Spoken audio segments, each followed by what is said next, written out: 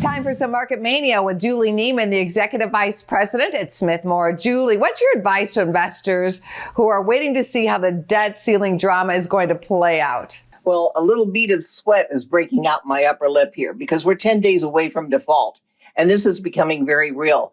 If I take you back to those thrilling days of 2011, the market wiped out $2.1 trillion of value out of American households because of the perceived or the almost default that we went into. That's what can happen here. You'll just have a huge, huge market correction. You're going to have a downgrade in the debt. You're going to have a lack of confidence in the United States, willingness to stand by anything. It's just going to become a huge crisis of confidence, and that will cost us major money. But it's too late to really do anything about your portfolio, because if you were to sell out now, move to cash, you're going to take those distressed prices. You've got to look past this to the recovery period.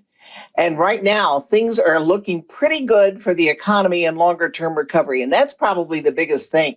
We're looking at the infrastructure bill here. The first time 4 presidents have tried to get this through. And that kind of infrastructure bill is going to mean jobs and growth and good productivity for the United States. This is going to be one of those nice long-term things that came after the big crash from 2000 to 2003. So we've got some good years ahead of us of good productivity. So let's take a leap ahead and start looking for the future here and investing for that. But right now, it's too soon to do any kind of bargain buying, any kind of picking anything up on the cheap, because there's going to be a lot of uncertainty as to whether or not we actually do go to default. What are some long-term investing ideas? Probably for the long term, you're going to be looking at restoration of a pretty solid manufacturing economy. We are in the process of moving businesses back over here because of security of supply.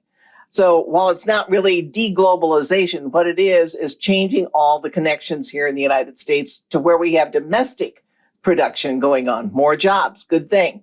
But it also means that inflation is going to be stickier. So look at companies that have good long-term growth, infrastructure kinds of companies, manufacturing, production. These are going to be the areas that will have great long-term growth. And the consumer economy is still going to be okay right now. The service side is where we're seeing the shortages. We're seeing a slowdown in manufacturing, but that comes with an aging economy, which is what's happening right now. But the service side is still seeing very good growth, but that could slow down as well if we don't get pickup on the other side. So layoffs are the things we're going to be watching closely here. But what we're really looking for the longer term, and again, getting past this, give us the end of the next year, or the beginning of the year after that, then we're going to be seeing some good recovery as we start more of the building and the infrastructure building. That's where you want to be.